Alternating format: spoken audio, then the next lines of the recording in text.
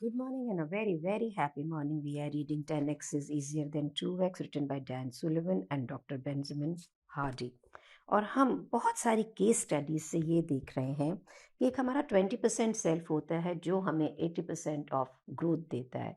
और ये 20% of self आप बार बार बार बार अपनी लाइफ में क्रिएट करके 80% ग्रोथ क्रिएट कर सकते हैं, और इसी को कहते हैं 10x ग्रोथ। पेज नंबर हम 68 पे हैं। बुक ने हमें बहुत सारी लाइफ स्टोरीज केस स्टडीज़ दी हैं ताकि वो हमें ये बता सके कि this is the only way. पहले हमने लिंडा के बारे में पढ़ा, अब हम चैट के बारे में पढ़ रहे हैं। इस बात में कोई भी संशय नहीं है कि जिस समय हम अपनी 10x ग्रोथ करते हैं तो हमारे जो क्लाइंट होते हैं, जो अच्छे क्लाइंट होते हैं, वो उसको रिकग्नाइज करते हैं, अप्रिशिएट करते हैं। क्योंकि जिस व्यक्ति का ग्रोथ हो रहा है किसी सर्विस प्रोवाइड करने से, वो ग्रोथ तभी हो रहा है जब उसके क्लाइंट का विजन, क्लाइंट का स्टैंडर्ड, क्लाइंट का बिजनेस, क्लाइंट ज़्यादा सक्सेसफुल हो रहा है और उसके उसके कहने को, उसकी गाइडेंस को, उसके एग्जाम्पल्स को, उसको फॉलो करते हैं। और एक बात बिल्कुल पक्की है, अगर कोई चाहता है कि आप जैसे हैं वैसे ही रहें, तो इसका मतलब है अपनी खुद सेल्फ प्रिजर्वेशन को फोकस कर रहे हैं। उनको लगता है कि अगर आप ज़्यादा ग्रो कर गए तो उनकी करंट जो सिक्योरिटी है वो खतरे में आ जाएगी। इस समय वो अपनी सिक्योरिटी को ज़्यादा बचाना चाहते हैं और आपकी फ्रीडम के बारे में उन्हें बिल्कुल भी चिंता नहीं होती। वो अनकंफर्टेबल होते हैं सबसे पहले आपकी ग्रोथ को देख के। इसीलिए बहुत से कॉमन रीज़न ये है कि लोग 10x ग्रोथ पा नहीं पाते हैं कि उन्हें ये मालूम होता है कि उनके आसपास के लोग उससे कंफर्टेबल हो जाएंगे। इस डिस्कम्फर्ट को से बचने के लिए वो अपने आप को 2x में रखते हैं। मैं एक लैंडमार्क की स्टूडेंट हूँ और मैंने देखा कि वहाँ पर जो भी पार्टिसिपेंट्स आते हैं, जिस समय वो अपनी लाइफ के अंदर ग्रो कर रहे होते हैं ना, और बहुत ही बड़े रूप से आपको फ्रीडम मिल रही होती है, आप अपने और अपने रिलेशंस, अपने सब चीज़ों से ज़्यादा ट्रूथफुल होने लग जाते हैं, तो जो घर के लोग, रिलेशंस होते हैं, ये सारे अनकंफर्टेबल भी होते हैं and they don't like it at all. छोटा सा एग्जाम्पल अगर मैं अपनी लाइफ से दूँ तो पहले मैं मेरी हर खुशी, हर चीज़ इस पे डिपेंडेंट होती थी कि मेरे हस्बैंड मेरे साथ घूमने जाएं, मैं पार्टी में जाएं, हम मिलें, मेरे बच्चे जो हैं वो मुझे ये बोलें कि मैं एक बहुत ही अच्छी मॉम हूँ। बट मैं जब लैंडमार्क के सेशंस किए तो मैं इन सब चीज़ों से निकली और अब book reading and I like to listen to the music, मेरे अपना काम, बहुत सारी चीज़ों में मैं इतने अच्छे ढंग से इन्वॉल्व हो गई कि अब मुझे किसी के कंपल्सिव संग की ज़रूरत नहीं रही। कोई मूवी चल रहा है या पार्टी में चल रहा है तो बहुत अच्छी बात है, और अगर सोसाइटी के नॉर्म्स ये अलाउ नहीं करते हैं, वैसे अब नॉर्म्स की बात नहीं, पर जिस एरा से मैं हूँ कि मैं रात को एक वुमन होके लेट नाइट पार्टी में नहीं जाऊँ तो मुझे उसकी ज़रूरत ही नहीं महसूस होती है, क्योंकि किताबों का संग है, बहुत चीज़ों का और संग है, मेडिटेशन का संग है। ये जो फ्रीडम मुझे मिली, तो मैंने सबको घर में बोलना बंद कर दिया कि भाई मेरे को चलो घूमने चलते हैं, चलो ना, लेके चलो ना मेरे को ये। तो मेरे घर वालों को ये लगता है कि अब मेरा उनसे प्यार शायद कम हो गया है, लेकिन I am more happier, I am there with them, I take care of them. पर उन्हें अभी भी वो मिस करते हैं मेरा वो मिन्नतें करना, चलो ना कहीं चलें, करो ना करें, they don't like it. So it is like when I am reading this book I really get it कि I have grown internally, I become more free, और मनुष्य के ऊपर मेरी हैप्पीनेस अब आधारित नहीं रही। I don't need anything and anybody to feel happy. I'm happy on my own. This has made many people uncomfortable. Now they are used to it, but then this is what the truth is. और जब हम 10x process के साथ में radically grow करते हैं ना, तो हम हमारे आसपास के लोग हमारी इस एवोल्यूशन के साथ में कॉम्प्रिहेंड नहीं कर पाते हैं। उन्हें इसका लॉजिक नहीं समझ में आता है, इसकी रियलिटी नहीं समझ में आते हैं, उस चेंजेस को देख ही नहीं पाते हैं। ये तो बात पक्की है, जो लोग 10x ग्रोथ कर रहे होते हैं वो जब 2x ग्रोथ वाले लोगों के साथ होते हैं तो उनको रिपेल तो करते हैं। जैसे हम 10x प्रोसेस में आते हैं ना, हम इंटरनली और एक्सटर्नली दोनों तरह से बहुत ही ग्रो कर जाते हैं, हम एक डिफरेंट व्यक्ति बन जाते हैं। 10x प्रोसेस हर व्यक्ति के लिए अवेलेबल है, लेकिन इसको चूज़ कौन करता है? इसे वो चूज़ करता है जिसे फ्रीडम चाहिए, आज़ादी चाहिए लाइफ के अंदर सिक्योरिटी से ज़्यादा। और आज़ादी से मतलब ये नहीं कि आप कहीं भी घूम रहे हैं, कुछ मानसिक रूप से आज़ादी। It's feeling so free when you are not dependent upon people. बहुत से लोग डरते हैं अपने पुराने स्टैंडर्ड्स को छोड़ने में, पुरानी स्ट्रैटेजीज़ को छोड़ने में, स्पेशली अगर वो स्ट्रैटेजीज़ उनके लिए किसी समय पे काम करी हो। And this is what makes a 10x growth people different, जैसे कि चैड, उसने वो सारी क्वालिटी एग्जिबिट की कि वो वर्ल्ड का टॉप अचीवर बन सके या जो अचीवर्स करते हैं। एबिलिटी कि एक्सेप्ट करना कि मेरी नई आइडेंटिटी, मेरी नई पहचान हर बार। वो 100 कोल्ड कॉल करता था, उसने अपनी पहली आइडेंटिटी ख़त्म की, दुनिया के सबसे बेस्ट फाइनेंशियल फर्म्स तक पहुंचा। क्लाइंट्स मीटिंग्स, अच्छे सूट पहन के ईमेल्स करना, लोगों से मिलना, ये सब कुछ छोड़ा उसने, और फिर उसने अपने लिए अपने 20% से आगे 80% क्रिएट किया। जो भी चीज़ उसने छोड़ी, ऐसा नहीं था कि वो कोई बुरी चीज़ें थीं, लेकिन जहाँ वो पहुँचना चाहता था उसके लिए उसको छोड़ना उसे ज़रूरी था। अपने आप को एक्सपेंशन के लिए उसे वो छोड़ना ज़रूरी था। जैसे एक कैटरपिलर नहीं होता, उससे बटरफ्लाई निकलती, तो कैटरपिलर अपना वो रूप छोड़ेगा तो वो बटरफ्लाई बनेगा ना।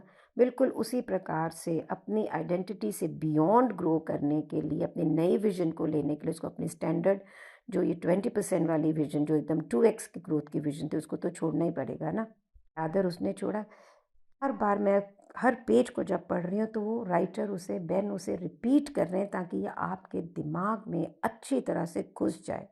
तो आपको सिर्फ अपना वो जो 20% है ना, जो आपको 80% ग्रोथ दे सकता है, उस पर काम करना है। वहाँ से अपनी ज़िंदगी को ट्रांसफॉर्म करना है, वहाँ से अपने आप को ट्रांसफॉर्म करना है, ताकि आपका फ्यूचर बहुत ही एक्साइटिंग हो जाए।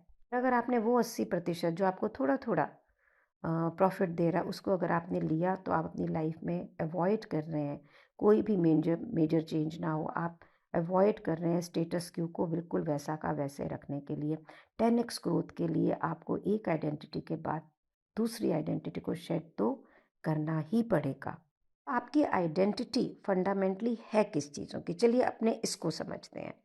नंबर 1, एक स्टोरी और एक नरेटिव जो आपका अपने बारे में है, एक कहानी जो आपने अपने लिए बना रखी है। दूसरा, एक स्टैंडर्ड्स, एक कमिटमेंट जो आप अपने लिए होल्ड करते हैं। आइडेंटिटी की अगर हम एक साइंटिफिक परिभाषा या डेफिनेशन को देखें तो वो क्या है? A well organised conception of the self consisting of value and belief to which the individual is solidly committed. एक अपने बारे में धारणा जो बिल्कुल वेल ऑर्गेनाइज्ड है, जिसके अंदर आपकी वैल्यू सिस्टम है, आपकी बिलीफ सिस्टम है, और आप as an individual, as a व्यक्तिगत रूप से बिल्कुल मजबूत से उसके लिए कमिटेड है। आपकी identity as a human being is वो जिसके लिए आप बिल्कुल कमिटेड हैं। ये कहानी है जो आपने अपने लिए बनाई है और उस कहानी के प्रति आप बिल्कुल कमिटेड हैं। यह आपका एक पर्सनल स्टैंडर्ड है जिसके लिए आप बिल्कुल कमिटेड हैं। ये जो आपका पर्सनल स्टैंडर्ड है, यही आपका क्वालिटी है कि आप ज़िंदगी कैसे जिएंगे। ये आपके नॉर्म, आपके नियम है जो आपने अपने लिए सेट कर रखे हैं। जो चीज़ आपके लिए एक स्टैंडर्ड बन जाती है ना, कि ये मेरी ज़िंदगी का स्टैंडर्ड है, ये मेरी लाइफ का स्टैंडर्ड है, यही आपकी लाइफ की कमिटमेंट बनती है। और फिर आप उससे बाहर नहीं जाना चाहते हैं, आप उसके नीचे नहीं जाना चाहते हैं। अगर गए तो वो आपका स्टैंडर्ड नहीं रहा ना।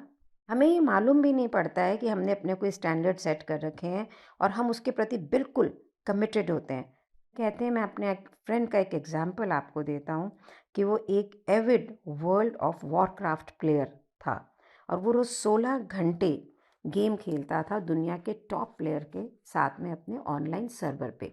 रिसेंटली उसने बेन को बोला कि उसने अपना वो जो ग्रुप था, उसको गिल्ड था, उसको छोड़ दिया। उसने बोला, तुमने ऐसा क्यों किया? बोले, वो मेरे स्टैंडर्ड के नहीं थे, तो I want to play with more serious players. यहाँ पे एग्जाम्पल इसलिए नहीं है कि आप और मैं कोई गेम्स में इंटरेस्टेड हैं, कंप्यूटर्स के या वीडियो गेम्स के अंदर। कहने का अभिप्राय ये कि हम सब ने अपने लिए कुछ स्टैंडर्ड बना रखे हैं। स्टैंडर्ड जिसके बारे में हम केयर करते हैं, लेवल जिसके बारे में हम इंसिस्ट करते हैं। ये बिल्कुल वैसा ही है जैसे दो व्यक्ति टेनिस खेल रहे हैं और एक प्रोफेशनल लेवल पे खेलेगा, उसका वही स्टैंडर्ड है, दूसरा एमेच्योर लेवल पे खेलेगा, उसका यही स्टैंडर्ड है। उसने अपने लिए वो स्टैंडर्ड बना रखे हैं।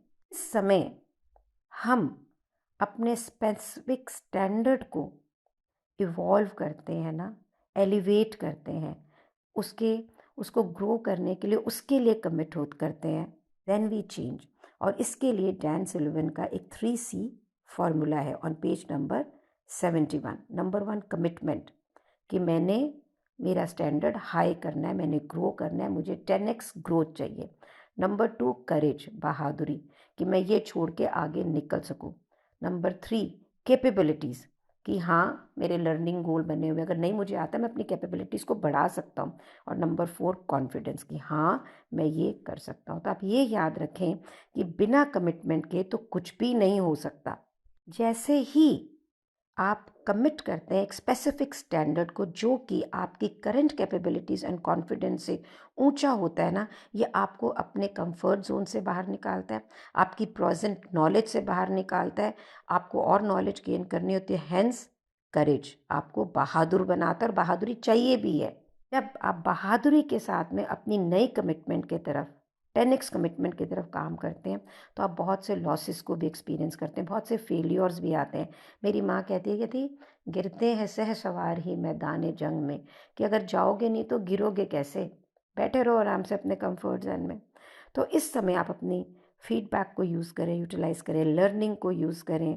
इस समय इस प्रोसेस के अंदर आप अडेप्ट कर रहे हो, नए रास्ते निकाल रहे हो, अपनी लर्निंग को अप्लाई कर रहे हो, तो उस समय आप क्या डेवलप करते हैं? अपनी कैपेबिलिटीज़, अपने स्किल्स जो पहले आपके पास नहीं है। ये आपके पास आते भी नहीं अगर आप अपनी कमिटमेंट नहीं करते for 10x growth, for the level of standard you are going to raise. और कमिटमेंट किस चीज़ को लीड करती है? एक मास्टरी को। अब आपके लिए एक नया स्टैंडर्ड ही नॉर्मल स्टैंडर्ड बन जाता है। यहाँ पे आपका कॉन्फिडेंस का लेवल बिल्कुल डिफरेंट होता है। Isn't it really exciting? You know, मैं जब इसको देख रही हूँ ना, मुझे लगता है कि हम सब इन सब चीज़ों में हैं, लेकिन हमारे लेवल ऑफ कमिटमेंट छोटे हैं। तो लेवल ऑफ करेज छोटा है, कैपेबिलिटीज़ छोटी है और कॉन्फिडेंस छोटी है। हमें लगता है हम बहुत कॉन्फिडेंट है, पर हम कॉन्फिडेंट हैं टूवर्ड्स जैसी ज़िंदगी हम अभी जी रहे हैं। हाँ, बहुत अच्छा है। क्या हम इसी ज़िंदगी में जो भी आप अभी लाइफ जी रहे हैं, क्या ये आपके लिए इनफ है? देखिएगा। तो हम ना लोगों को देखते हैं ग्रो करते हैं, हमें लगता है मैजिकल है। बहुत बार लोग कहेंगे अरे उसको तो फैमिली इनहेरिटेंस में मिला, वो इन सर्कल में मूव कर रहा था इसलिए ग्रो कर लिया। पीछे का जो इवॉल्वमेंट है, ग्रोथ है, वो हमें मालूम नहीं पड़ता है। सो चलिए आज अपने यहाँ तक रीड करते हैं। Commitment, courage, capabilities and confidence, इसको देखते हुए आप ये देखो आपकी आपकी लाइफ के लिए क्या कमिटमेंट है। And are you ready to become courageous, to take failures, to take कि कुछ घचपच होगा तो कोई बात नहीं है यार, मैं चल जाऊंगा। यार लोग लाइफ के अंदर क्या नहीं करते हैं। मैं गई लेह लद्दाख, मैंने देखा पहाड़ों की चोटी पे घर। पहले तो मुझे ये नहीं समझ में आ रहा था यार ये यहाँ बनाते क्यों हैं, लेकिन मैंने वहाँ के लोगों से पूछा and they loved it. It's very courageous to live in those kind of circumstances also. What are life standards? Even those security people, the police, कैसा जुनून होगा, कैसी कमिटमेंट होगी अपने देश के लिए, कितनी करेज, और वहाँ से कितनी कैपेबिलिटीज़ कि जिस वेदर में हम 2 दिन नहीं रह सकते, फ्रीज होते हैं, उस वेदर में वो सालों निकाल लेते हैं। और कितना कॉन्फिडेंस है, और उसके इनसाइड वो अपने देश की रक्षा करते हैं। आपको ये एग्जांपल दे रही हूँ कि हम ह्यूमन बॉडी, हमारे ह्यूमन माइंड की कैपेसिटी है कि वो किसी भी लेवल तक ग्रो हो सकता है। But are you ready to grow? Are you? Ask yourself this, कि अगर अभी तक आपने कोई भी कदम नहीं उठाया तो आस्क योर सेल्फ दिस कि यार ऐसे ही ज़िंदगी जीनी है? जीना नहीं है, ये एग्जिस्ट करना है। मैं इसको पता है क्या बोलती हूँ? सब्जी भाजी की तरह, आएंगे जिएंगे ख़त्म हुए गए। पर क्या ज़िंदगी जीनी है जैसी ज़िंदगी हम चाहते हैं? Let's live life like that. What do you say? Share it with me and share it with as many people as you can. Do like and share these videos so that it goes to many, many people and transform their life. And thank you so much for being in my life. Thank you so much.